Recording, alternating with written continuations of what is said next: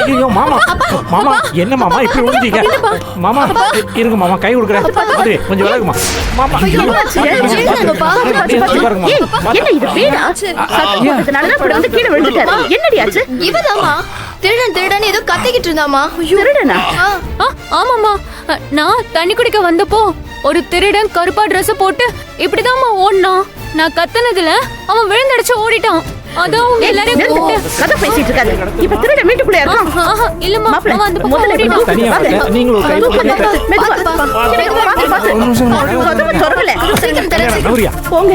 அப்ப வாங்க. பாத்து போங்க. பாத்துப்பா பொறுமையா. மெதுவா மெதுவா. வா சீக்கிரம் வந்து கார் எடுத்து வா. இதோ வரேன் சார். ஓடு ஓடு சீக்கிரம்.